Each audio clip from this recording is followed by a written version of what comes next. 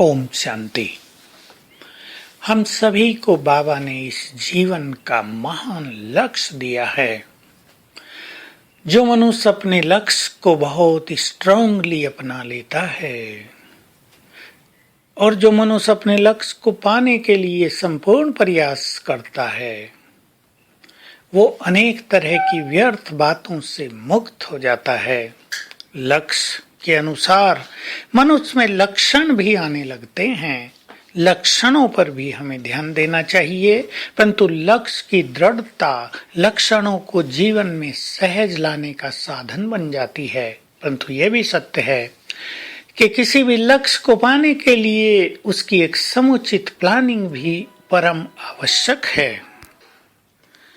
बाबा ने हमें एक महान लक्ष्य दिया है कि तुम्हें अपनी स्थिति को विष्णु के समान अचल अडोल बनाना है। विष्णु स्वरूप देखें। विष्णु जी शेष शैया पर लेटे हुए हैं। सांपों की छत्र छाया है। चारों ओर सागर में लहरें उठ रही हैं, बड़ी बड़ी तरंगे उठ रही हैं, लेकिन विष्णु जी गीता ज्ञान में मग्न बिल्कुल अचल अडोल स्थिति में लेटे हुए हैं और वहीं से जैसे सारे संसार को दृष्टि दे रहे हैं, देख रहे हैं, उसकी पालना कर रहे हैं। और ऐसी स्थिति होने पर लक्ष्मी चरणों में आ गई है, अर्थात धन संपदा ऐसी स्थिति के बाद चरणों में आ जाती है। हम भी लक्ष्य बना लें कि हमें अपनी स्थिति को विष्णु जी के समान अचल अडोल बनाना है। पांचों विकार हमारी छत्र छाया बन जाएं। ये पांचों विकार ही बड़े नाग हैं, सर्प हैं। इनको अपने वश में कर लेने से ये हमारी छत्र छाया बन जाते हैं और हम इन पर आराम से विश्राम कर सकते हैं।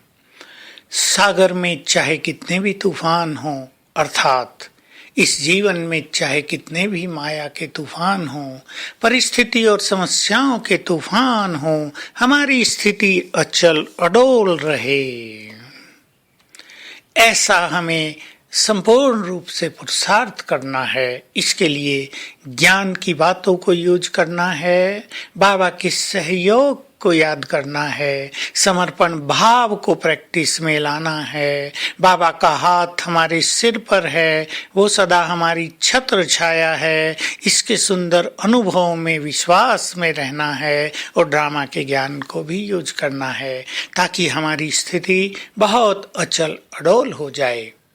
जब हमारी ऐसी स्थिति हो जाती है और हम गीता ज्ञान में मग्न रहने लगते हैं, बहुत इंपॉर्टेंट बात है, हम गीता ज्ञान को स्मरण करते हुए ज्ञान में मग्न रहने का अभ्यास करें। व्यर्थ संकल्पों से मुक्त रहकर ज्ञान स्मरण, ज्ञान का चिंतन, मुरली पर बहुत अटेंशन, ऐसा पुरुषार्थ करेंगे तो इस सत्य गीता ज्ञान में हम मग्न हो जाएंगे और ये आनंद भी कोई कम आनंद नहीं है। जैसे विष्णु जी जैसे कि शेष शैया पर निश्चिंत होकर लेटे हुए हैं, हम भी ज्ञान मनन से, योग शक्ति से निश्चिंत जीवन का अनुभव करेंगे। और जब हमारी ऐसी अवस्था हो जाएगी तो सचमुच धन संपदा के पीछे हमें भागना नहीं पड़ेगा। वो तो हमारे चरणों की दासी बन जाएगी, वो हमारे चरणों में आ जाएगी, हम अथाह धन संपदा के स्वामी बन जाएंगे। तो आइए हम अटेंशन दें आज कि हमें अपनी स्थिति को विष्णु के समान बनाना है। अपना वो स्वरूप दिन में कई बार हम सामने लाएंगे।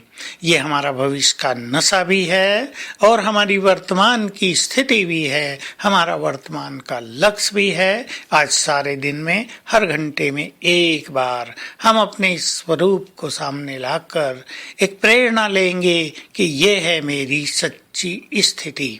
और फिर सारा दिन एक बहुत सुंदर अभ्यास करेंगे कि स्वयं ज्ञान सूर्य परम धाम से नीचे उतरकर मेरी आंखों के सम्मुख आ गए हैं। देखें उनको अपनी आंखों के सम्मुख और उनकी शक्तियों की रंग बिरंगी किरणें सामने से मुझ पर पड़ रही हैं और मैं हूं मास्टर ज्ञान सूर्य। ये अभ्यास सारा दिन करते रहेंगे, हर घंटे में 2 बार अवश्य करेंगे। ओम शांति।